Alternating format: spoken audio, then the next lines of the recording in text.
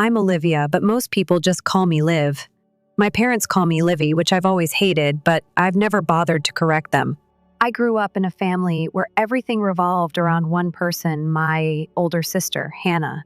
She's 6 years older than me, which meant by the time I was old enough to form memories, she was already a living legend in our house. Every wall was covered with her baby pictures, her school trophies, and her old drawings, treated like masterpieces. Mom and Dad worshipped every achievement she made, big or small. Me? I was just there. It wasn't like they treated me badly, just that I was an afterthought. I wore Hannah's hand-me-downs, played with her old toys, and followed in the footsteps she had already carved. When she graduated top of her class, everyone celebrated for weeks. When I got decent grades, I got a casual good job. It wasn't fair, but I got used to it.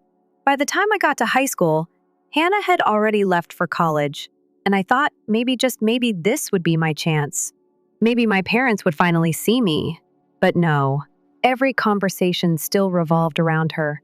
Hannah's classes, Hannah's internship, Hannah's new boyfriend. It was like she never actually left. Then one day, she came home with an announcement. "Mom, Dad, I have news," she said, practically vibrating with excitement. "I'm getting married." You would have thought she just won the lottery with the way my parents reacted. Mom burst into tears. Dad clapped like he had just seen his favorite team win the championship. And me? I just sat there, waiting for someone to acknowledge that I was in the room. "Livy, you'll be my bridesmaid, right?" Hannah asked, turning to me. I forced a smile. "Of course. Congratulations," she beamed, and my parents hugged her while I slipped away unnoticed. The wedding planning took over our entire house. My parents were obsessed, willing to do whatever it took to give Hannah her dream wedding. One evening, I overheard them whispering in the kitchen. "We'll have to take out a loan," Dad said, his voice tense. "I know," Mom sighed, "but it's Hannah's big day. We can't let her down." I felt my stomach drop. They were going into debt for her wedding? I wanted to speak up, to point out how ridiculous that was, but I knew better. My opinion never carried much weight in this house. The wedding itself was nothing short of extravagant. Hannah looked like a princess. My parents beamed with pride, and I stood beside her in my bridesmaid dress, feeling like a decorative prop. After the honeymoon, she dropped another bombshell. "Jack and I talked, and I've decided to be a stay-at-home wife," she announced over dinner. Mom and Dad exchanged a quick, worried glance but quickly forced smiles. "That's wonderful, sweetheart," Mom said. "If that makes you happy, we support you." I nearly choked on my food. They had taken out a loan for her wedding, and now she wasn't even going to work? But again, I kept my mouth shut. It wasn't like they would listen to me.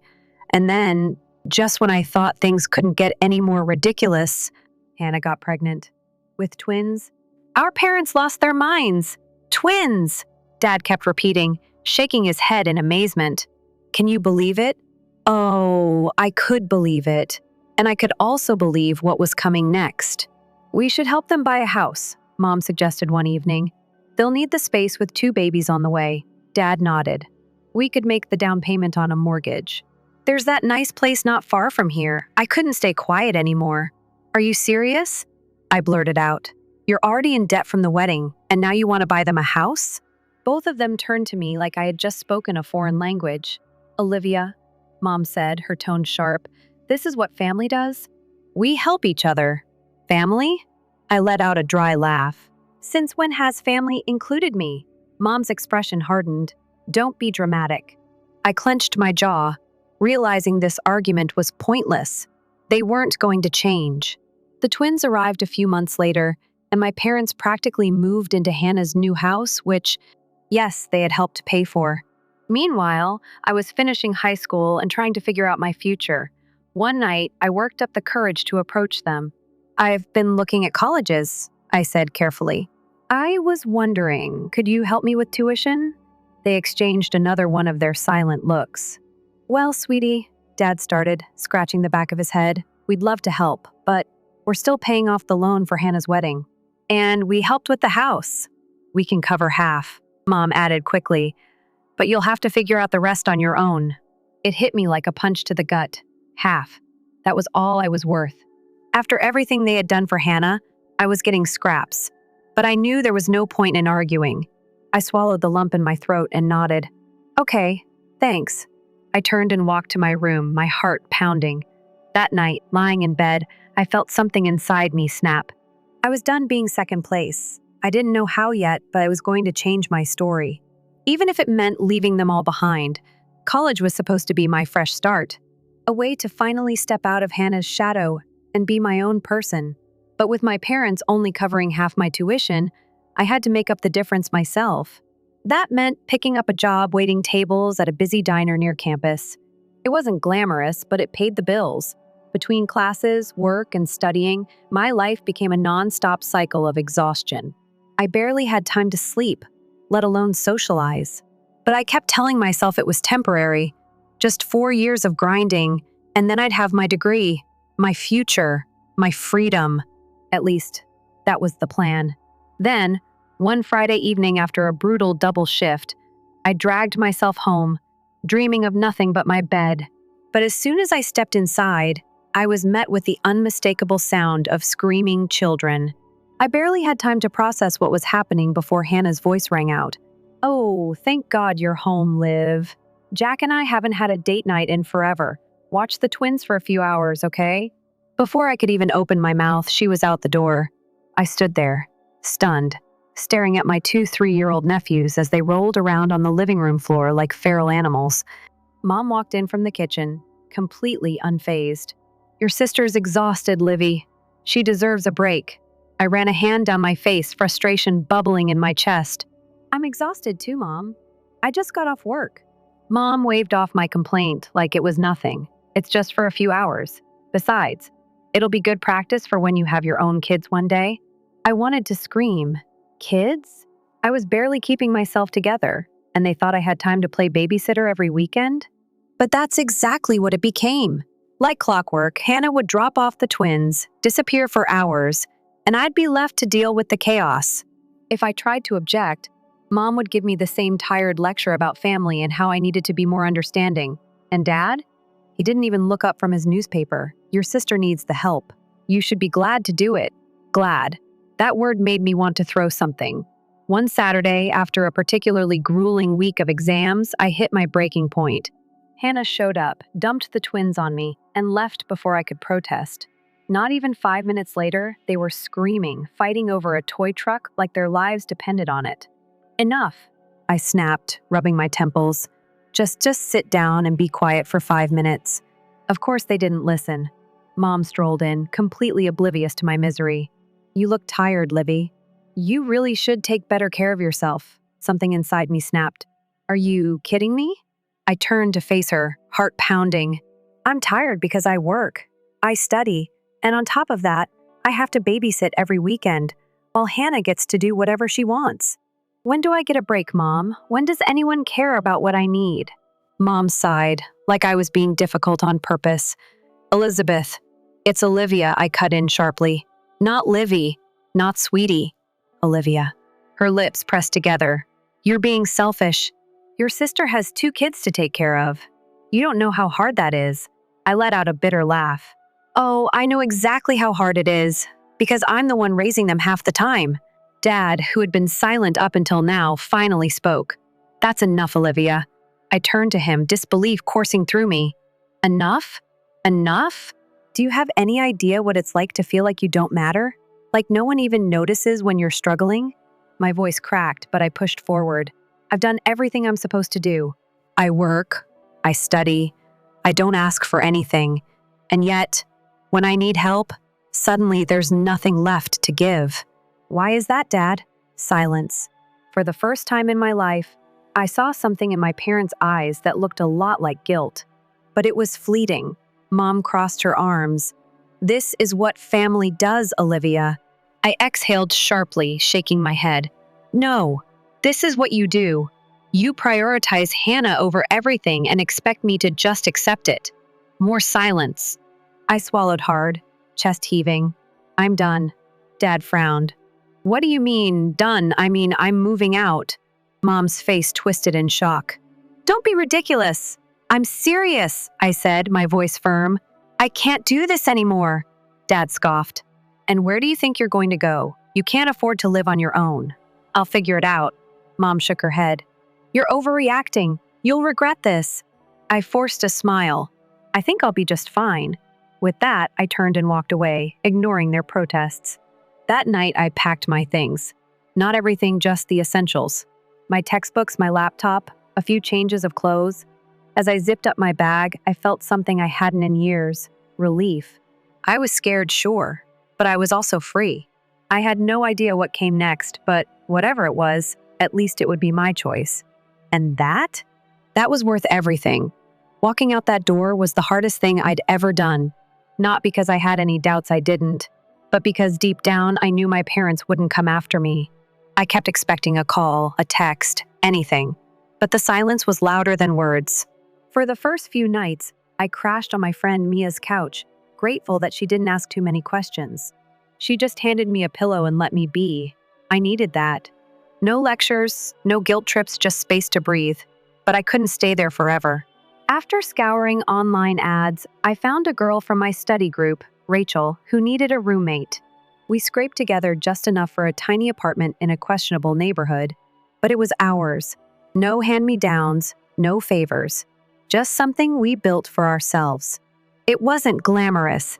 My mattress was on the floor, and my closet was a cardboard box in the corner. The kitchen sink leaked, and the heater only worked when it felt like it. But none of that mattered. For the first time in my life, I was living on my own terms. Balancing work and school was brutal. Between shifts at the diner and back-to-back classes, I barely had time to sleep. Some nights, I came home so exhausted I could barely function. But no matter how tired I was, it was different now. The exhaustion was mine, not forced onto me. I wasn't babysitting. I wasn't sacrificing my time for someone else's convenience. I was grinding for me. The first few weeks, my parents didn't reach out at all. Not even a passive-aggressive text. Part of me was relieved, but another part, well, it hurt. I wasn't expecting them to beg me to come back, but some acknowledgement would have been nice. Hannah, on the other hand, wasted no time. It started small messages about family and how I was overreacting. But when I didn't reply, she escalated. Hannah, wow, so you're just going to abandon us? Hannah, you know Mom cries every day because of you, right? Hannah, I hope you're happy. At first, I ignored her, but then she started getting creative. One afternoon, while I was on my break at the diner, she showed up unannounced. Just waltzed in like she owned the place, pushing a double stroller with the twins inside. I froze. Liv, we need to talk, she said, like this was some casual coffee meetup and not a full-blown ambush. I clenched my jaw. I'm working. She sighed dramatically, like I was being difficult on purpose. Then talk to me after your shift. I glanced at the clock. I still had 20 minutes left, but I knew Hannah. If I didn't deal with her now, she'd just make a scene. Fine, I muttered, grabbing my bag and leading her outside. The second we were alone, she launched into her speech. This is ridiculous, Liv. You need to come home. Mom and Dad, stop. I held up a hand. Just stop. Her expression hardened. You're being selfish. You left us with no warning. Do you even care what that did to Mom? I let out a bitter laugh. Mom? The same Mom who barely noticed I existed unless I was useful to Hannah? Her eyes flashed with anger. That's not fair. Oh, it's not? Let's review. They paid for your wedding, bought you a house, expected me to play full-time babysitter while I worked and went to school, and when I asked for help with my future, they told me to figure it out myself. I crossed my arms. So tell me, Hannah, what part of that is fair? She opened her mouth, then closed it. I shook my head. Go home, Hannah. I'm not coming back. Her nostrils flared. You owe us. That hit a nerve. I took a slow, deep breath, then met her gaze. I don't owe you a damn thing. She stared at me, genuinely shocked, like the thought had never even crossed her mind. The twins started fussing in their stroller, and she sighed, rubbing her temples. You don't understand, Liv. Raising kids is hard. I need help. I exhaled, my anger cooling just a little. Then ask your husband for help. Ask Mom and Dad, since they're so obsessed with you. But stop treating me like free labor. For a moment, she just stood there, processing. Then, without another word, she turned on her heel and stormed off, pushing the stroller with a little too much force. I watched her go, feeling lighter. I knew she'd be back. This wasn't over. But at least, for today, I'd won. Life didn't get easier overnight, but it did get better. Rachel and I fell into a rhythm work. Study, crash, repeat. We weren't best friends, but we respected each other's space. She was majoring in nursing, and we bonded over our mutual exhaustion. The best part? No one expected anything from me. No babysitting, no guilt trips, just me, my responsibilities, and my future. Then, one day, I got a text from Dad. "Dad, we need to talk. Come over for dinner this Sunday." I stared at my phone, debating. Part of me wanted to ignore it, but another part was curious. So, against my better judgment, I agreed. Sunday came too fast. As I walked up to the house, everything felt the same, yet different. The porch light flickered, the welcome mat was still slightly crooked, and the familiar scent of Mom's cooking drifted through the air. For a second, I almost felt like I was home. But then I stepped inside, and reality hit me like a freight train. Hannah and Jack were there, along with the twins, who immediately started screaming. My parents were seated at the dining table, expressions unreadable. The second I sat down, Mom jumped in. "Livy, we're so glad you came." I stiffened. "It's Olivia." She forced a smile. "Right. Well, we just wanted to have a nice family dinner and talk things through." I already knew where this was going. Dad cleared his throat. "Your mother and I have been thinking. We don't like how things ended. We want to move forward." I raised a brow. "Move forward how?" Mom folded her hands. "Hannah and Jack have been struggling lately, and with you gone, it's been really hard for all of us." There it was. I leaned back, crossing my arms. "So this isn't about making things right. It's about me picking up the slack again." "Liv," Hannah started, but I cut her off. "No. I see exactly what this is. You don't actually care how I've been doing. You just miss the convenience of me being around." Silence. Then Dad spoke, voice low. "If you don't want to be part of this family, fine. But don't expect us to keep paying for your college." I let out a breath. There it was, the ultimatum, the threat. I thought it would hurt. But instead, all I felt was clarity. "I don't expect anything from you," I said calmly. "And I never will." Then I stood up, grabbed my bag, and walked out. This time, I didn't look back. Walking out of that dinner felt different from the night I left home. That first time, I had walked away unsure, a little scared, wondering if I was making a mistake. This time, there was no doubt. I wasn't part of their family anymore, not in the way they wanted me to be. And that realization didn't break me. It set me free. The fallout came fast. I blocked Hannah's number before I even made it back to my apartment.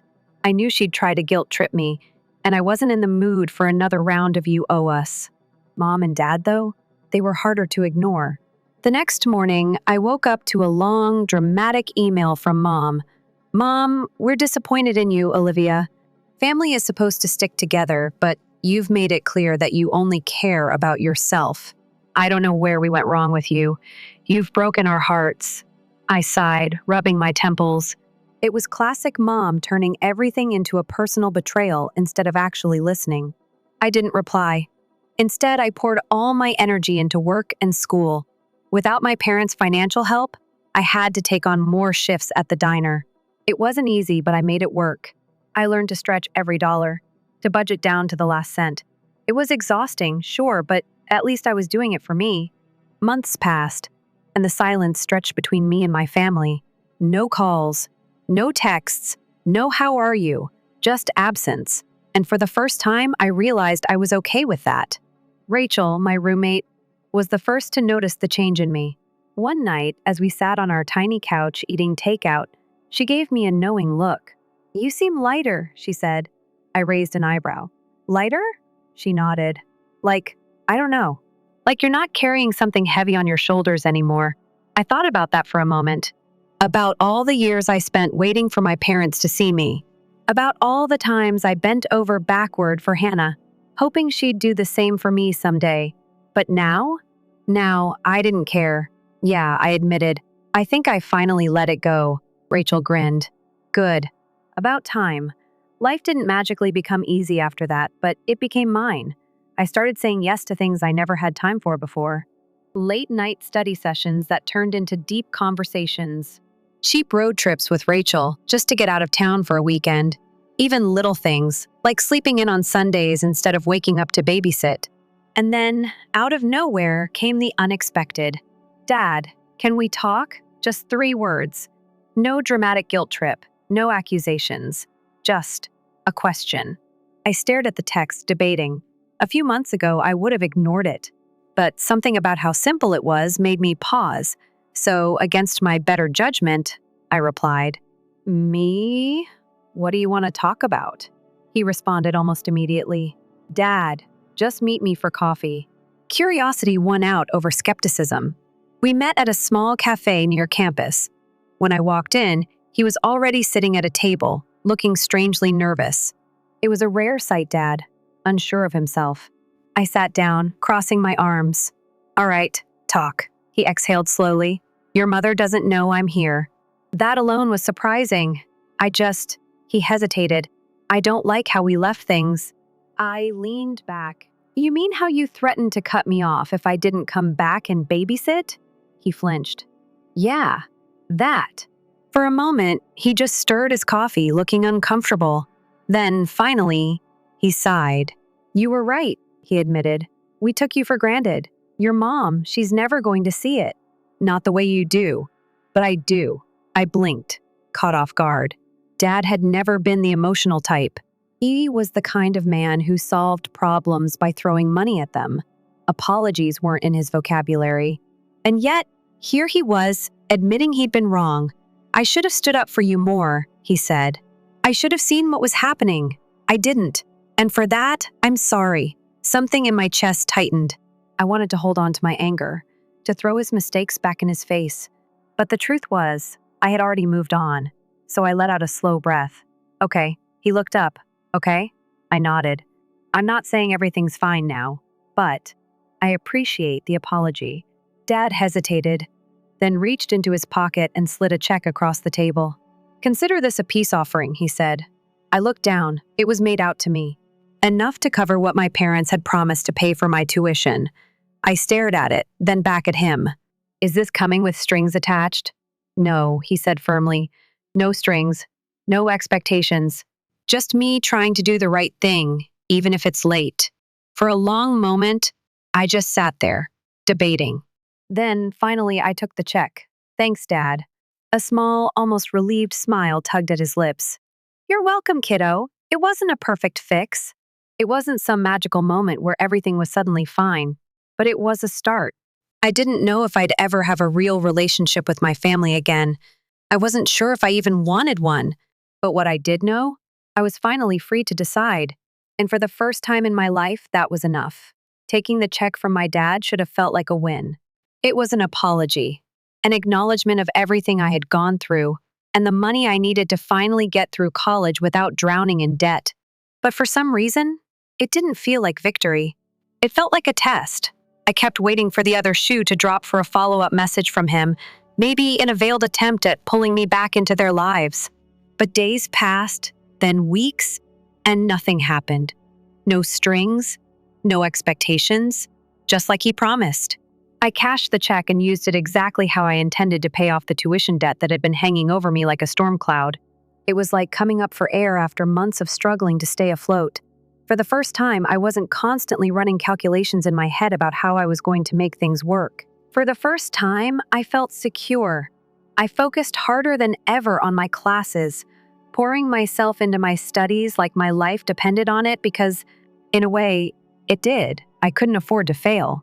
College was my way out, my way forward, and I wasn't about to let anything drag me down. Rachel noticed the change in me. "You've been different lately," she said one night as we sat on our tiny couch, splitting a pizza. "Like, less stressed." "It's weird," I smirked, taking a bite. "I think that's just what it feels like to not constantly be panicking about money," she snorted. "Must be nice. You should try smiling more. It's freaking me out." I threw a napkin at her. But she was right. I was different. I had spent so much of my life in survival mode that I didn't know how to exist without constantly bracing for the next disaster. But now, for the first time, I felt like I had control. like I was making choices for myself, and not because I was backed into a corner. And then, like clockwork, my past came knocking again. Hannah, we need to talk. I stared at the message for a long time, debating whether I should even respond. The last time we spoke, she told me I owed her, that she needed me, that I had abandoned them. And now, after months of silence, she wanted to talk? I should have ignored her. I should have just let it go. But I was tired of running, so I texted back. Me, what do you want? Her response came immediately. Hannah, can we meet, please? I hesitated, but against my better judgment, I agreed. We met at a coffee shop, neutral ground. When I walked in, she was already there, tapping her nails against the table, looking anxious. For a second, I almost felt bad. Almost. She looked up, eyes scanning me like she didn't recognize me. You look different. I sat down across from her. Yeah, turns out, not being treated like a doormat does wonders for a person. She winced but didn't argue. I deserved that. I folded my arms. What do you want, Hannah? She took a deep breath. I wanted to say I'm sorry. That caught me off guard. I raised an eyebrow. For what, exactly? For everything, she admitted, looking down at her hands. For dumping my kids on you like it was your responsibility. For acting like you owed me something when you didn't. For never really seeing what you were going through. I blinked, trying to process what I was hearing. Hannah never apologized. Ever. What brought this on? I asked, suspicious. She let out a long breath, I guess. I finally got a taste of what it's like. I frowned. What do you mean? She laughed, but there was no humor in it. After you left, things got harder. A lot harder. Jack works all the time, and Mom and Dad are helpful, but not like they used to be. And the twins. She shook her head. They're a lot to handle. I raised a brow. No kidding. She exhaled. I guess. I just didn't realize how much I relied on you. How much I expected you to handle things that weren't your problem. She looked up at me, and for the first time, she actually looked remorseful. I was a terrible sister. I didn't let her off the hook that easily. Yes, you were. She nodded, accepting it. I don't expect you to forgive me. I wanted to say it, to let you know I get it now. I studied her, looking for any sign that this was some manipulation tactic. But for once, I didn't see one. She actually meant it. And that was unexpected. I let out a slow breath, feeling some of the old resentment loosen its grip on me. Thanks for saying that. A small, hesitant smile tugged at her lips. You know, the twins still ask about you. One swallowed. Yeah? She nodded. They miss you.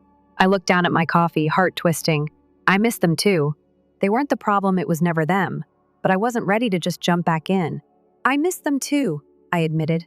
But I'm not coming back, Hannah. My life. It's finally mine. I'm not giving that up. She nodded, eyes filled with understanding. I know. For the first time, we weren't speaking as enemies. Not as siblings locked in some lifelong power imbalance. Just as two people who had finally come to understand each other. I should go, I said, standing up. I have class. She gave me a sad smile. I'll see you around, Liv. For the first time in a long time, I didn't bristle at the nickname. I just nodded. Yeah, maybe. I walked out of the cafe feeling lighter. Not because everything was fixed. It wasn't. There were still scars, still wounds that wouldn't heal overnight. But for the first time, I felt like I was truly free. Not just from my family's expectations, not just from Hannah's demands, but from the past itself. And that was worth everything. Months passed and life kept moving. I threw myself into my studies, working late nights at the diner and early mornings in the library. My schedule was relentless, but for the first time, every exhausting hour felt like it was leading somewhere. I was building something for me. Rachel and I managed to find a slightly better apartment one where the heater actually worked, and we didn't have to worry about the neighbors fighting through the walls. It wasn't fancy, but it was ours. And my family, for the most part, they kept their distance. My mom still sent the occasional guilt-ridden email, but they became less frequent. The initial rage of my departure had settled into something else, acceptance maybe, or just the realization that I wasn't coming back. No matter how many times they played the family sticks together card, Dad kept his word. He didn't reach out again, and I never asked for anything more. That chapter was closed, and I was okay with that. Hannah? We weren't best friends now, but things were different, softer. Every once in a while, she'd send a picture of the twins, or a quick "hope you're doing okay." She wasn't asking for anything, just checking in, and weirdly, I appreciated it. I wasn't ready to step back into their lives fully. Maybe I never would be, but for the first time, I felt like I had a choice in the matter. One afternoon, as I was finishing up a shift at the diner, my phone buzzed. Unknown number. Hi, Olivia. This is Charlotte from Westwood Marketing. We received your resume and would love to schedule an interview. I froze, rereading the message at least 3 times. This was it, the moment I had been working toward. Westwood was a competitive firm, one I had applied to on a whim, not expecting anything to come of it. But they had seen my application. They wanted to interview me. For the first time in years, I let myself feel it. Pride.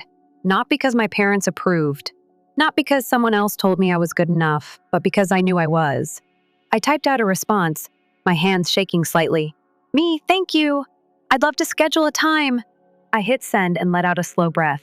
This was just the beginning. And for the first time, my story wasn't being written for me. I was writing it myself. Story 2. I didn't request my birth. Hell, neither did my parents beg for me. According to my mother, she was naive and youthful. A guy who couldn't keep it in his trousers has you smitten. Before you know it, a baby is on the way, Sheila. That baby was me. The error. When both sets of grandparents discovered that Mom planned to get rid of me, they quickly put an end to it. You weren't raising children by yourself back then. I came along kicking and screaming when my parents were married. After 9 months, my father never forgot how I had destroyed his life. My youth is gone. Every time he looked at me, he would grumble. I wasn't a daughter to him. I was holding him back from the life he believed he deserved, like a ball and chain. The 3 of us lived alone in that small cottage for 10 years. I was being cautious so as not to annoy my father. Mom cleaned and cooked as though her life depended on it. And Dad's frown, which only got worse when he saw me, when he came home from work. The miracle then occurred. The golden kid, the one they truly want, is my younger sister Sarah, as well as myself. I was pushed into the background even more. Keep an eye on your sister, Sheila. Sheila. Keep silent. Sarah, dozing off. Why aren't you more like Sarah, Sheila? Sarah was the one. This Sarah received new clothing. They gave me hand-me-downs. She received recognition. I was reprimanded. She was loved. I recovered. And I became accustomed to being let down. I was doing the majority of the chores by the time I was 10. I did everything from dusting shelves to scrubbing floors to cleaning toilets. I didn't receive any gratitude for it. It was just anticipated. Cooking was one task, though, that I enjoyed. It has to do with combining components, developing tastes. It had a magical feel to it. When I cooked my unique lasagna for a family get-together for the first time, I recall Linda's eyes lighting up when she took a slice. This is amazing, Mary. When did you develop into such a culinary genius? Mom simply nodded and grinned, taking in the compliments. As usual, I stood in the corner, unseen. In fact, I succeeded. I spoke, attempting to be heard. Linda chuckled as if I had just cracked a joke. Sometimes Sheila enjoys lending a hand in the kitchen. Mom jumped right in. I'm still enjoying the praise. Isn't that correct, my love? I knew it was useless, so I kept my lips shut.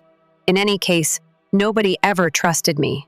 As a child, the kitchen served as my haven while Sarah received presents and lots of attention.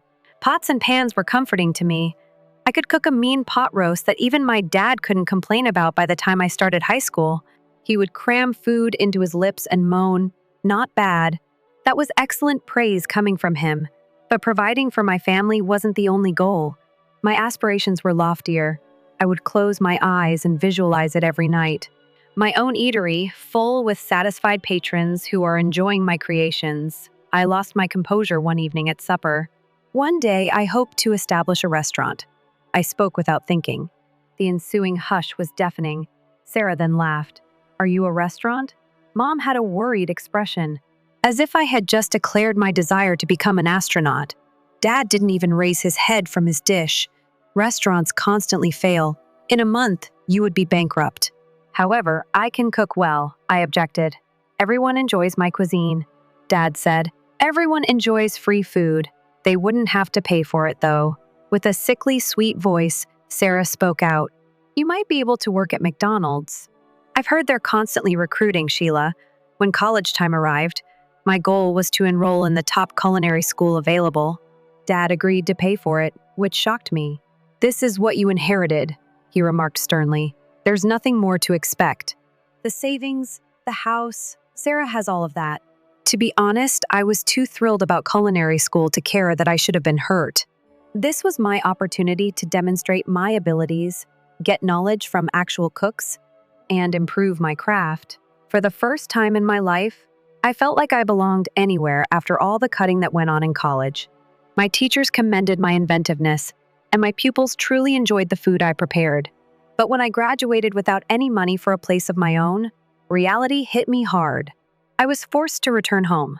There was a clear contrast between my family's lack of interest and my time at college. You're a chef now, then? Over supper, Sarah grinned. Does that imply that you will now handle all of the cooking? Before I could answer, Mom interrupted. What a fantastic concept. You may concentrate on your schoolwork while Sheila prepares meals. Please, I was back to being the family maid in an instant. However, I was able to secure a position as an assistant chef at a nearby restaurant this time, despite having a culinary degree collecting dust on my shelf. Even though the salary was terrible, it was a first step. After a long night, I would always return home to a pile of laundry and dishes. Your rent is this. As she handed me a list of duties, Mom would say, You are no longer a child. You must make a contribution. I didn't let it break me, though. I was imagining, plotting, and planning in every free minute. I was aware that I would eventually own my own restaurant, and I would demonstrate to them all Sheila's true abilities on that day. The 2 years passed slowly. I cleaned a carbon replica of the previous time I cooked. At the restaurant, I worked really hard while observing Sarah continue to receive everything I could possibly desire. Dad returned home with a shit-eating smile on the day Sarah entered high school. Honey, Sarah, he yelled. See what I have for you. Like some dazzling insult, we all gathered outdoors and sat on our driveway. It was a new vehicle. With wide eyes, Sarah said, A fucking car, but I can't even drive yet. Dad threw the keys to her while laughing. You will in due time. From the beginning, my girl deserves the finest. I tasted blood because I bit my tongue so hard. I got a used bike for my 16th birthday, and only because I had to utilize it to get to my part-time work. The story didn't end there. Precious Sarah got something new every week, including the newest iPhone, a MacBook Pro, and high-end clothing. They even made her bedroom appear like it belonged in a 5-star hotel by renovating it. I was still in my old room in the meantime. It was the same squeaky bed I'd had since I was 10, the same fading wallpaper. Well, at least I had the spiders to keep me company. I began to consider moving out. I might be able to divide the rent on a small flat with a flatmate. Anything would be preferable to this continual reminder of my insignificance. Then Christmas arrived. In an effort to give everyone excellent presents for once, I had been saving money. Proved to them that I wasn't the failure they believed me to be. In the end, I purchased lottery tickets for everybody. Tickets for the huge prize, not the cheap scratch-offs. I tried not to appear very excited when I distributed the envelopes on Christmas morning. Mom was the first to open hers. Her expression dropped. Oh, tickets to the lottery. Dad gave a snort. What is this? A present from a petrol station. Sarah failed to open hers at all. All she did was roll her eyes. Gee, regards, Sheila. Very considerate. Well, Mom, she murmured in a sickly sweet voice. Sheila won't be expecting any gifts either, I suppose, because she didn't actually bring us anything. Doesn't that sound reasonable? Without saying a word, a lump started to grow in my throat. I grabbed the lotto tickets out of my father's grasp. What do you know? I'll accept them. Greetings on this horrific Christmas. I ignored their astonished expressions and raced out. Disregard their family meal. I sent my coworker Jen a text. Hey, are you still in the eatery? Keep some companionship. An hour later, Jen and I were enjoying a glass of inexpensive champagne at the restaurant's closed bar. As the evening went on, Jen and I exchanged tales of terrible families and dashed hopes. At least I felt less alone. Even though it wasn't quite a Hallmark Christmas, I was at work as normal a few days later. While on break, I grabbed my phone. A call from an unidentified number was missed. Most likely, it's simply another fraud. I tossed the phone down and grumbled. Then it rang once more. The same figure. My curiosity overcame me, and I responded. "Hi there. Is Sheila Thompson here?" A happy voice inquired. "Yes. Who is this?" "From the State Lottery Commission, this is Linda. I'm calling to let you know that you have a winning ticket in your possession." I nearly dropped the phone. "What? Are you serious?" "Of course. One of your tickets had the Christmas drawing with all the numbers matching. Your winnings total $690,000 after taxes." In a fog, the world whirled around me.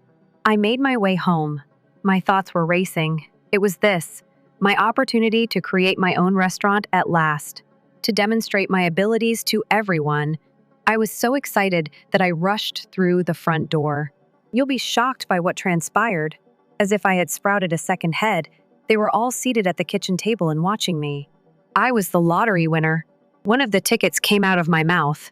The one I intended to present to Mom. The net profit after taxes was $690,000. There was startled quiet for a minute. Then the air was broken by Sarah's high-pitched voice. "We own that money," she screamed. "You purchased those tickets as presents for your parents. I own everything that belongs to them." It seemed as if someone had hit me. "What?" "No, they returned the tickets to me. I own them." Dad and Mom looked at each other. Dad said softly, "Sheila, be sensible. You reside in our home. You owe us. Give the ticket to me now. Everything will be taken care of by us." My hand automatically went to my pocket, where the ticket was now, and I stepped back. I spoke, and I was surprised at how steady my voice sounded. "My ticket is this. My victory. I intend to create my own restaurant with it." A startling flush came over Dad's cheeks. "Listen up now, young lady. No, you pay attention," I yelled, releasing years of repressed rage. "This family has treated me like a second-class citizen my entire life. Well, not anymore. I'm going to take advantage of this opportunity, if you feel that way," Mom said in a chilly tone. "Then you are free to leave this house." I gazed at them. These were the people who were meant to love me without conditions. I saw them clearly for the first time in that moment. "All right." My voice was hardly more than a whisper as I spoke. "I'm leaving." I hurried up to my room, packed a bag with some clothes and necessities, and left. They watched me leave, presumably expecting me to return in a day or two. They were completely mistaken. To claim my winnings, I went to the lottery office first. After that, I went directly to a real estate agent. "I'm in need of a flat." I informed the startled agent that there was something available right away. I was sitting in my own space by that evening. Although it was a modest one-bedroom flat in a respectable area of town, it was mine. Mine alone. I hadn't had time to purchase furniture yet, so I was sitting on the floor. I was feeling something I hadn't felt in years while ordering takeaway and looking through restaurant equipment catalogs on my phone. I hope. First and foremost, I required a strong business plan. I sat for weeks bent over my laptop, doing research, calculating, and organizing every little thing. After what felt like a million revisions, one finally had a plan I was proud of. Next step: location. I scoured the city looking for the perfect spot. Finally, I found it a small, rundown space that had been empty for years. The landlord practically laughed when I said I wanted to turn it into a restaurant. "Good luck with that, sweetheart," he chuckled, handing me the keys. I spent the next 3 months turning that dump into my dream. I hired contractors, picked out every fixture, and personally scrubbed every inch of the place. It was backbreaking work, but every blister and bruise felt like a badge of honor. Finally, opening day arrived. I stood in the kitchen, my kitchen surrounded by the staff I'd handpicked and trained myself. The first order came in and I felt a rush of adrenaline. "Let's do this," I said, tying on my apron. The first few months were a whirlwind. I worked 18-hour days cooking, managing, and doing whatever needed to be done. Slowly but surely, word started to spread. People loved my food. Not just the taste, but the love and creativity I poured into every dish. I introduced a loyalty program for regular customers, giving them special discounts and first dibs on new menu items. It was a hit. Soon I had a core group of regulars who came in so often they felt like family. But I didn't stop there. I set up a delivery service, partnering with local couriers to bring my food right to people's homes. It was a gamble. Quality control was a nightmare at first, but it paid off. Social media became my new best friend. I posted daily specials, behind-the-scenes kitchen videos, and engaged with customers online. My follower count grew, and with it, my customer base. 2 years in, I was turning a profit. It wasn't huge, but it was something. I started looking for a second location. Opening the second restaurant was easier in some ways.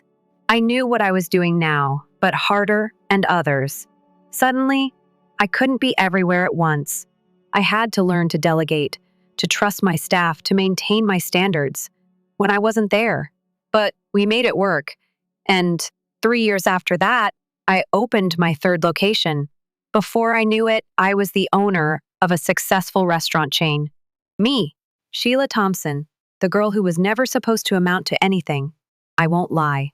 It wasn't easy. There were nights I cried myself to sleep, wondering if I was in over my head. Days when I wanted to throw in the towel and admit defeat.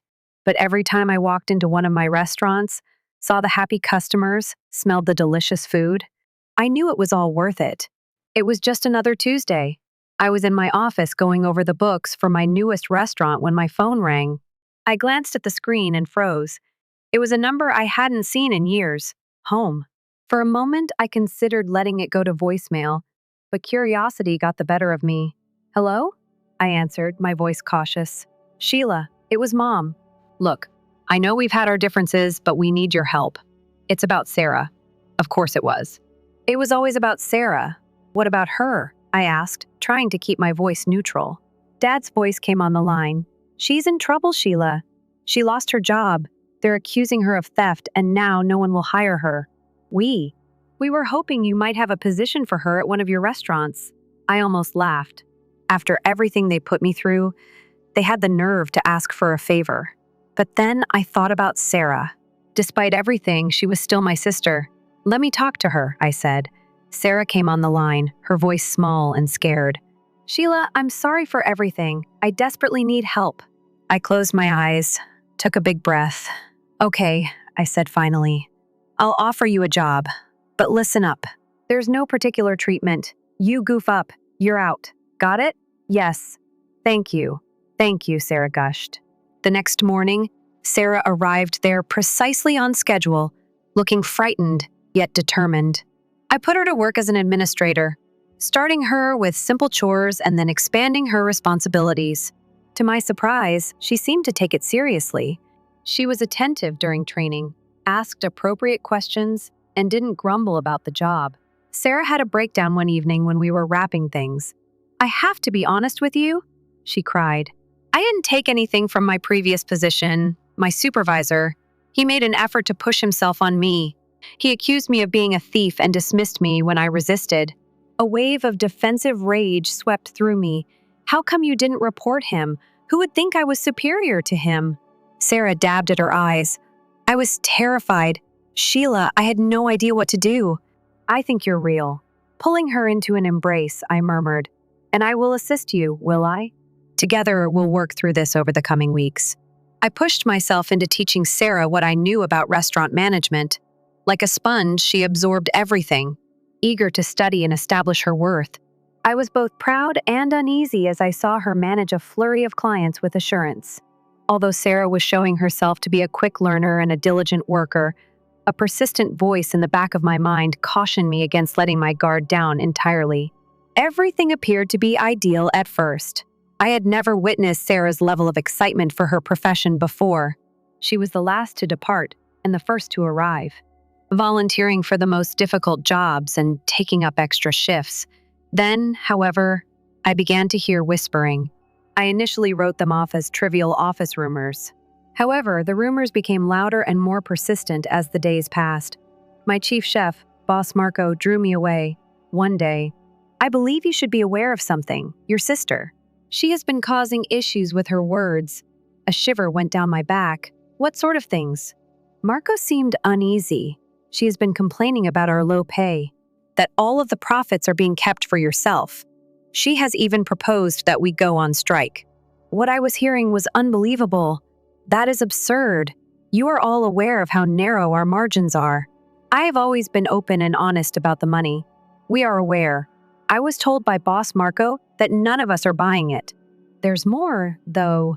He continued by telling me that Sarah had been asserting her ownership of the establishment, that I had defrauded her of her portion of the family's income in some way. After everything we had experienced together, I felt as though I had been hit in the stomach.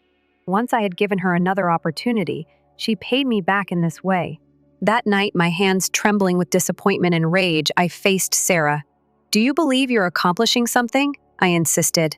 Sarah's face was an innocent facade. "What are you discussing, sis?" To my surprise, I outlined everything I had heard. Sarah simply shrugged. "Oh," she remarked nonchalantly. "You know, I just wanted to make sure the employees wouldn't betray you. It appears they did really well on the test. I wished to trust her. How, God, I wished to trust her." Before I could press her further, though, I hesitated because of something in her eyes, a flash of something icy and cunning. A desperate tap on my office door cut us off. My assistant manager, Jenna, was there, looking worried and pale. "We have an issue," Sheila stated. "The cash register is severely understocked. More than $5,000 is gone." The following few hours were devoted to reviewing the books and double-checking the figures. No error occurred. A substantial sum of money had disappeared. That registration was only accessible by 3 individuals: Sarah, Jenna, and Marco. Marco and Jenna have been friends for years. They had supported me from the beginning. I put my life in their hands despite all the ups and downs, as though they could read my mind. Sarah approached me. "I've noticed that Jenna has been staying late lately, and she did just buy that fancy new car," she remarked softly. As I observed her leaving, I was aware that I needed to make a choice. I was unable to ignore this. The stakes were too high. My company, my image, and all of my devoted workers' livelihoods. After everyone had gone home late one evening, I set up covert cameras around the cash registers. It didn't seem right, as if I were violating the confidence of my employees, but I was powerless. I stared at the television for days, my eyes burning as I watched hours of boring film. Then I saw it on the 4th night. Quickly and stealthily, Sarah opened the register. Wads of cash were stuffed into her pockets as her hands flew in and out. My heart fell. I didn't go up against her. I was unable to. I contacted the cops instead. Sarah was wrapping up her shift the next day when 2 cops entered. The expression on her face at seeing them, startle. Anger then gave me all the information I required. She flailed, sending dishes flying to the floor and overturning tables. "I'm worthy of this money. I ought to be wealthy. Not you. My life was stolen by you." I felt nothing when the police escorted her away. No regret, no melancholy. Simply a void where my affection for my sister once was. My parents barged into the restaurant the next day. Mom was in tears. Anger was beetroot red on Dad's cheeks. "You dare?" Dad let out a shout. "Your own sister." "Now drop the charges." I refused to back down. She took from me now. She must accept the repercussions. I showed them the video of Sarah stealing after taking out my phone. "Look, your beautiful Sarah did this," I said. "She is a thief." They observed, their faces going white. However, their faces stiffened rather than softened. "She was set up by you," Dad said. "She has always made you jealous." What I was hearing was unbelievable. Feeling envious? "Do you mean me? You wanted me to be appreciative of the scraps you provided me. Okay, I'm finished." Sarah made her decisions. She must now reside with them. Threats and cries alternated as they raged and shouted, but I didn't back down. "Leave now." At last, I said, "Leave my restaurant. Leave my life." "I'll call the cops if you don't go now." Dad spat out first, but then they departed. "Sheila, you'll regret this. Take note of what I say. It was a terrible trial. Sarah's emotional performance on the stand nearly made me question my own abilities. The unexpected witness then appeared, her old employer. In his testimony, he detailed Sarah's actions at her previous position, including her relentless pursuit of him and her threat of sexual harassment if he turned her down. how she had retaliated by stealing money from the business. The jurors brought her away after concluding that she was guilty. She gave me one final glance. Her eyes were filled with icy anger rather than regret. Since that day, I haven't communicated with my family. Late at night sometimes, I question whether I made the proper decision. But after that, I take a look at what I created, at my life as I have created it. I am certain that I did. I get a wave of calm as I watch my employees get ready for the supper rush in the kitchen of my newest restaurant. Now, this is my family. I call this place home, and no one can take that away from me, not even Sarah or my parents. Story 3, I'm Eva, and I was raised in what could be considered a typical household. Believe me when I say that the events that transpired from the day I was born were everything from typical. In my parents' orchestra, I played second fiddle. Tom, my older brother, was their favorite and their golden kid. They had lofty aspirations for him. He was planning to take over and grow our family's Chinese porcelain company. Me? I was only present. Tom received all of the latest technology, all of the attention, and all of the accolades. Most recent iPhone, it was Tom's. The newest game system. Tom's awesome invitation to the party. Tom is leaving. Me? If I received a babysitter for the night or any of Tom's hand-me-downs, I was lucky. Don't misunderstand me. I didn't despise Tom or my parents. They were simply incomprehensible to me. They were always attempting to appear more important, wealthy, or intelligent than they actually were. With them, looks were everything. Eva, straighten up. At family events, Mom would hiss. And grin, for heaven's sake. What are people going to think? I would put on a false grin and wait for the opportunity to sneak away to my room. My grandparents were the one bright light in all of this. Mom's parents. Across town, they resided in a comfortable, modest home, and going to see them was like entering another universe. I felt appreciated and seen. I felt like I could only be who I really was there. Tom's high school graduation was a significant event. My parents proudly announced that Tom would be attending a fancy college, threw a lavish party, and invited all of their important friends. They had chosen him by hand. Dad patted Tom on the back and boasted, "Our boys are going places. The family will be proud of him." I stayed at home while Tom went to college. After researching schools for a few years, I chose a program that I was really interested in. Telling my parents was all I needed to do. I plucked up the courage to approach them at breakfast the following day. I said, my voice trembling a little, "Mom, Dad, I've made up my mind about which college to attend." They gave me the impression that I had grown a second head. Dad from college sneered. "You?" Mom made a high-pitched phony chuckle that made my teeth tense. "Oh, don't be dumb, Eva. College is not necessary for you. We'll put you to work in the shop." But I started because I wanted to study. Dad interrupted me, though. He stated clearly that we would not waste money on your schooling. Tom is using that money to buy a new automobile. I was stunned into stillness as I stood there. Then the last hit came from Mom. "Face it, Eva," she murmured, smiling condescendingly but not rudely. "Simply put, you're not cut out for college. In the store, you'll be considerably happier." It seemed as though someone had hit me in the stomach. All my aspirations, all my hard work meant nothing to them. I raced from the room, tears flowing down my face, and did the only thing I could think of. Tears were running down my cheeks when I contacted my grandparents. I was hardly able to speak. They, Grandma. "I'm not college material," they claimed. Into the phone, I wept. There was stillness for a while. Grandpa's stern, irate voice then entered the line. "Eva, pack your stuff. We're on our way to collect you." My parents barged into my room an hour later as I was packing clothing into a suitcase. "What are you doing, in your opinion?" Mom insisted. I said in a trembling but resolute voice, "I'm going." Dad laughed. "Avoid being absurd. Where would you go?" The doorbell rang at that very moment. I felt a sense of comfort as I heard my grandfather's loud voice coming from below. Grandpa remarked, "She's coming with us," as he materialized at my doorway. Right behind him was Grandma. Dad began, "Now wait just a minute." Grandpa interrupted him, though. "Eva is 18, he snarled. "She can live anywhere she damn well pleases. She also likes to live with us at the moment." As we drove away, I was already dragging my luggage down the stairs, despite Mom's attempts to argue. In the rearview mirror, I saw my childhood house go. All I felt was freedom, instead of the sadness I had anticipated. During a home-cooked meal that evening, my grandparents presented their strategy. Grandma reached for my hand and murmured, "We've been saving for years. Eva, we always knew you were meant to be great. We wish to cover your education expenses." Suddenly, my life was altered. Ready to take on any challenge, I enrolled at the college of my dreams. Without fail, a little sum of money would show up in my account each month for lodging. Always, the note stated. I never realized how passionate I was until I put myself into my academics. Class assignments that tested me in ways I had never experienced before.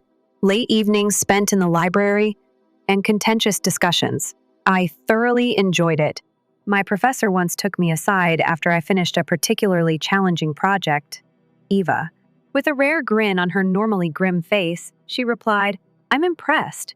How would you feel about working as a summer intern at Stellar Corp?" My mouth fell open. The city's most prominent business was Stellar Corp. Everyone desired to work there. "Are you serious?" I stumbled. She gave a nod. "I personally suggest you. Don't disappoint me." I left the classroom like floating. Me too. For the first time in my life, I felt like I was supposed to be at Stellar Corp. As the girl who wasn't college-ready obtaining an internship there, I was prepared to seize the opportunity when it presented itself. The unexpected call occurred while I was in my third year of college. Tom, my older brother, was already employed after graduating. My parents, who hadn't talked to me in years, wanted me to come home and celebrate Tom's achievement when he boasted about a huge promotion. I debated whether or not to go for the following 3 days. I wanted to keep my distance in order to preserve the life I had created for myself. But there's more. Perhaps, however, things had changed. Perhaps they had a new perspective on me at last. I ultimately made the decision to go. What could possibly go wrong, correct? On Friday night, I felt completely alienated when I got to my former home. I was walking up the well-known driveway. Mom was beaming and giving air kisses as she answered the door. I had just finished unpacking when I heard Tom's voice drifting up the stairs and the front door opening. "Dad! Mom! Here we are!" I went downstairs, curious. A gorgeous blonde girl I had never seen before was standing in the living room with Tom's arm around her. "I want you all to meet Sarah," Tom said with a smile. "My fiancé." Dad excitedly pumped Tom's hand as Mom gave a shriek that may have broken glass. I felt like an outsider at a party to which I had not been invited, so I stood on the sidelines. Sarah gave me a pleasant grin when I responded, "Nice to meet you. Eva must be you. I've heard so much about you from Tom. Although I didn't think so, I was grateful for the effort." The tale was revealed when we were all seated. After dating throughout college, Tom and Sarah made the decision to be married after graduating. Mom leaned forward enthusiastically and added, "So, Sarah, describe your family to us. What are your parents up to?" Sarah grinned. "They're in business, I see. They are the owners of a nationwide network of upscale stores." I think I could see my folks' eyes light up with cash signs. Dad proudly strutted about. "Well," he said, "we are quite happy to have you join the family. Let's talk about the wedding now. I believe we should not cut any corners. Actually, I'd be willing to pay for half of it myself." My drink almost suffocated me. Half the wedding price. This comes from the man who refused to pay for my college tuition. "That's really giving," Sarah replied, becoming a little uneasy. "There's really no need, though." "Boom," Dad said. "Nonsense. We want this to be the season's biggest event. I wish my son and his wife the very best." Tom looked at me from the other side of the room. He seemed uneasy and ashamed. It was difficult to tell. I nearly felt terrible for him for a second. The wedding arrangements became increasingly lavish as the evening went on. Gourmet meals, exquisite gowns, and a 5-star location. My parents were making every effort to win over Sarah's relatives. I awoke the following morning to the sound of shouts coming from downstairs. I forced myself out of bed and slipped down the stairs, groaning, wondering what fresh drama was developing. Sarah was holding a sleek folder as Tom and she stood in the living room. Sitting on the couch, my parents were perplexed. "What are you saying? What was said by another city dad?" A startling flush came across his cheeks. Sarah pulled up the packet and saw glossy pictures of a gorgeous beach resort. "A destination wedding has always been our dream," she said. Her tone was animated. take a look at this location. It's flawless. My father's eyes widened at the price list and I saw it. Sarah gave him this. He spluttered, "This is absurd. It is 3 times what we spoke about." "But Dad," Tom said, "you expressed a desire for the finest. This is the greatest." Dad sprang to his feet, clenching his fists. "I planned for our buddies to be able to attend the best in our hometown. Who is going to come to your wedding from across the nation?" With a pained expression, Sarah answered quietly, "Our friends will."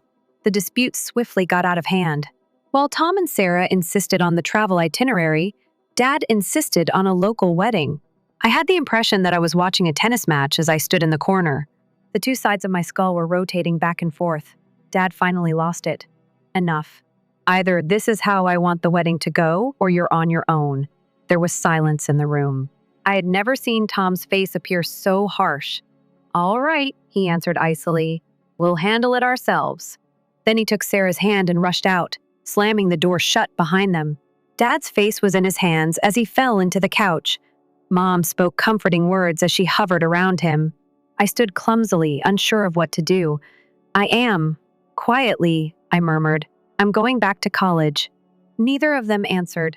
After packing my things, I departed. I'm glad to be out of the tense house. I immersed myself into my academics in college in an attempt to block out the stress in my home. Months passed and life continued. I was working on my last assignment when I received the call that would transform my life. "Is this Eva Thompson?" a formal voice inquired. "Yes," I said. "That's me." My heart is pounding. "This is Mr. Johnson from the legal practice of Johnson Associates. Unfortunately, I have some unfavorable news. 3 days ago, your grandparents, Robert and Margaret Thompson, were involved in an automobile accident. I regret to notify you that they did not make it out alive. It seemed like the world was tilting on its axis. I lost my grandparents. It isn't possible. The only people who had ever genuinely believed in me were them, helped me."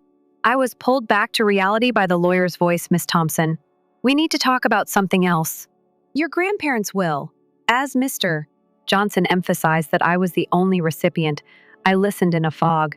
My grandparents had given me everything, including their cash and their comfortable home. When the call was over, I sat on my bed, attempting to take it all in. Disbelief at my inheritance clashed with grief for my grandparents. Now I had a place of my own and a sizable sum of money in the bank. The vultures began circling my grandparents' burial just as the dust had cleared. When Tom arrived at my door, beaming and full of brotherly love, I was still struggling to deal with my loss. "Since then," he said, drawing me into an embrace that felt as real as a $3 note. "How are you doing?" I took a step back and gave him a cautious look. "I'm doing okay." "Tom, what have you got here?" He settled himself on my couch and strolled into my flat as if he owned it. "I have learned about the will of Grandma and Grandpa. You had such a windfall there, and it was there." Knowing where this was going, I crossed my arms. "Look, Eva," Tom began, his tone shifting to one of wheedling. I was all too familiar. I was still working with Sarah to plan our ideal wedding. "And I cut him off now that you've made some money. I'm not going to cover your wedding expenses, Tom." His face froze, then froze again. "Eva, please stop being so self-centered. You didn't really earn that money. We are all aware that you were only defrauding them of their money." I was slapped in the face by the accusation. I hissed at you, "How dare you?" I adored them. The only people who ever had faith in me were they. You played them like a violin, is why. Now Tom stood up and yelled. Eva, poor tiny Eva, was so ignored. Let me rest. At least I'm not a pampered brat who believes he should have a lavish wedding. I fired back. We slung old grudges and insults at one another as we walked back and forth. Years of sorrow and hatred spilled forth. I was trembling with hurt and rage by the time. Tom ran out, slamming the door behind him. That seemed to be the end of it. I was mistaken. My phone was inundated with messages from relatives I hadn't spoken to in years a few days later. My parents had apparently been quite busy. What made you so self-centered, Eva? The only thing your poor brother wants is a lovely wedding. I knew you were trouble from the beginning. The texts were endless. I demanded an explanation from my folks over the phone. What did you anticipate then? Mom gave a whiff. Denying your own brother assistance. It's embarrassing. I told her that you also didn't want to foot the bill for his absurd wedding. Dad added, That's different. Where? His parents. You're simply using your inheritance out of greed. What I was hearing was unbelievable, greedy. While you two gave Tom everything he wanted, I worked really hard throughout college. Mom reprimanded you for your words, young girl. That's precisely why we've always liked Tom. He is aware of appropriate social behavior. The gap in the family widened during the following several weeks. Family gathering invitations ceased to arrive. On social media, my cousins unfriended me. I felt as though I had been removed from the family tree in an instant. It stung a lot at first. However, as the days passed, I began to experience a sense of relief. No more acting like you're someone you're not. It's time to stop being cautious. Don't feel like the family let you down again. With fresh energy, I pushed myself into my studies. I was determined to finish with honors, and I had one semester remaining. My grandparents gave me this wonderful present because they thought I was capable. I had no intention of disappointing them. One of the best days of my life should have been the day I graduated from college. I felt empty instead. Nobody in the audience was applauding me. No pictures of proud parents. No celebration meal thereafter. I went home by myself after picking up my diploma. Interviews and job applications filled the following weeks. Making something of myself and proving my value to myself and everyone else was my unwavering goal. Then, suddenly, a message from Tom buzzed through my phone. I was so shocked that I almost dropped it. Eva, hello. I am getting married next month, even though I know we haven't spoken in a long time. I would really appreciate it if you could give me a call. I took a long look at the message before pressing the call button.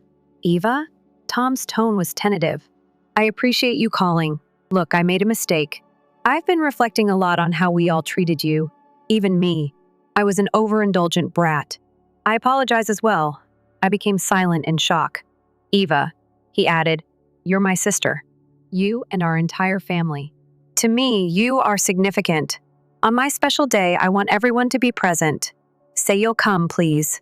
A lump formed in my throat. I'll give it some thought. I got it out before I hung up.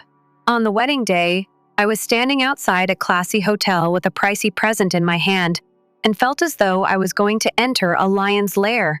The location was breathtaking. There are flowers everywhere. A string quartet playing gently in the corner. Crystal chandeliers. In my basic cocktail dress, I briefly felt underdressed. Across the room, I saw Tom, looking gorgeous in his tuxedo, inhaling deeply. I walked over to him. I forced a grin and replied, Congratulations. Tom's expression brightened. Eva, you arrived. I briefly allowed myself to think that everything may be well as he drew me into an embrace. After a few minutes of conversation, I began to unwind. This might not be as horrible as it seems. Then I caught a glimpse of my parents making their big debut. Mom had jewels all on her, Dad wearing a tuxedo that seemed to cost more than my rent each month. With patronizing grins and air kisses, they strode into the room like kings. My son's wedding is just amazing, my love. I heard my mother talking to one of the other guests. Naturally, we didn't cut any corners. Our Tom deserves nothing less. I had to suppress a chuckle. As the evening drew on, the same old parents continued to put up a performance. I tried to keep them from clinging to the room's outskirts and striking up conversations with distant cousins who didn't appear to recall our argument. However, I couldn't get rid of the uneasy sensation. Mom's constant eye contact with me and the whispered chats that ceased as soon as I passed. Waiting for the other shoe to drop was the way it felt. Dad clinked his glass, demanding everyone's attention as the evening got underway. With a proud grin, he declared that it was time for the family toast. I felt sick to my stomach. Mom was pulling me toward the stage before I could object, since I hadn't prepared anything. I felt like a lamb being dragged to slaughter as I staggered behind my parents. With passion in his voice, Dad began the speech. Tom, we are really proud of you, Sarah. We are all inspired by your love, Mom added. As a close-knit family, we have always been there for one another through good times and bad. I wondered what parallel universe they were living in as I stood there, attempting to maintain a neutral attitude. Then Dad revealed the truth. We really took out a sizable loan to cover the cost of this exquisite wedding since we like Tom so much. Hold on, what? Dad wasn't done, even though I assumed they had declined to cover the cost of the destination wedding. We won't be repaying that debt ourselves, of course. No, Eva, our lovely daughter, has kindly volunteered to pay for it. It seemed like the world was tilting on its axis. Every eye in the room turned to me, and I felt the blood drain from my face. I observed. My voice echoed across the microphone as I stuttered. There must be an error. I never consented to that. Mom's fingernail dug into my flesh as her palm closed tight around my arm. Through tight teeth, she screamed, "Smile and agree, dear." However, I had had enough of complying. I freed my arm with a wrench and approached the microphone. I apologize, but I have never heard of a loan before. I never consented to cover Tom's wedding expenses. There were startled murmurs in the room. Tom and Sarah were looking at each other in a panic. Eva tried to rescue the situation by saying, "Mom, darling, Mom," in a horribly sweet voice. Don't be humble. Your generosity with your fortune is well known to all of us. The final straw was that. Generous? You refer to the inheritance that you all attempted to deprive me of, the one you claimed I wasn't worthy of. I hung on tight as Dad reached for the microphone. I apologize, but I will not be covering the cost of this wedding. Not even I was consulted on it. Dad growled, "You ungrateful little bastard." The microphone had been left on. Several of the attendees gasped as his comments reverberated around the ballroom. Mom's carefully constructed facade of civility fell apart. Years ago, we ought to have put you out on the street. You have no value. Do you hear me? Not worth it. I stood there with a whoring inside of me from shock and pain. Then, without saying another word, a silence descended upon me. I gave the wide-eyed DJ the microphone and left the stage as I navigated the astonished audience. Behind me, I could hear my parents' voices switching between apologizing to the visitors and hurling more taunts at my back. Before the tears began, I reached my car.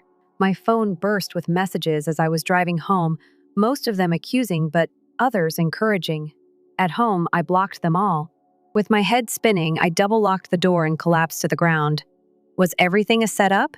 Was Tom's apology merely a ruse to get me to cover his wedding expenses? I felt angry, disgusted, and deceived. However, there was a tiny glimmer of relief beneath it all. At last, the mask had been removed. Pretending and wishing for a family that obviously didn't want me were out of the question. The following morning, I felt as though a vehicle had struck me. My head ached from the mother of all migraines, and my eyes were swollen from crying. Peering through the crowds, I was thinking about staying in bed all day when someone knocked on the door. To my surprise, Tom was standing there, looking just as rough as I did. "Please, Eva." Through the door, he called, "All night I've been attempting to get in touch with you. Can we have a conversation?" Curiosity overcame my want to tell him to go to hell. I cautiously opened the door a little. "Tom, what do you want?" He apologized and gave an explanation while raising his hands in surrender. "Please." "May I enter?" Against my better judgment, I opened the door for him. As a peace offering, we sat at my tiny kitchen table and had 2 cups of coffee. "I promise you, Eva, I was unaware of Mom and Dad's scheme." Tom started, his voice full of passion. "I challenged them when you rushed out. It was unsightly." I gave a snort. "Indeed, I wager," Tom argued. "No, you don't understand. Neither Sarah nor I ever requested money from them. We were footing the bill for the wedding. They came up with the entire loan concept. Their goal was to appear respectable in front of Sarah's relatives. A burden was relieved from my chest. "You did not set you up then?" "No, God, Eva. Prior to the wedding, I meant what I said. I'd like to mend our differences." I had never seen a different side of Tom as he spoke. He explained to me how Sarah had made him see how dysfunctional our family was, and how her parents showed their kids love and respect instead of using them as players in a game of social climbing. Tom smiled wryly and remarked, "Sarah's parents are loaded. You wouldn't know it, though. They are the most grounded individuals I have ever encountered. They volunteered to settle Mom and Dad's loan after learning what had transpired." "What?" I objected. "No, they can't do that." Tom extended his hand. "Do not be concerned. I'm going to reimburse them in full. However, They wanted to do this for us, to give us a fresh start free from the drama of our parents. Tears began to form in my eyes, but they weren't tears of annoyance or rage for once. Now what? I inquired. Tom grabbed my hand from across the table. We now begin over as a true family. You are someone Sarah and I desire in our life. Never. There are no conditions. We spoke for hours. For what seemed like the first time in our lives, we really spoke. I thought I had my brother back by the time Tom departed. The months that followed flew by. I threw myself into my work with a zeal I never realized I possessed after landing a position at a marketing business. Tom and Sarah became frequent visitors to my home for movie evenings or dinners. Tom and Sarah arrived at my door with identical smiles one bright afternoon. Sarah virtually bounced with enthusiasm as she exclaimed, "We have news. You will become an aunt." With a shriek, I gathered them both into an embrace. We rejoiced, and I was struck by how much had changed. When our parents learned about the baby, they attempted to re-enter our life, but Tom and I refused to back down. We had had enough of their theatrics and trickery. Cutting them out wasn't simple, but we had one another. Right now. Additionally, there are instances where the family you pick is more powerful than the one you were born into.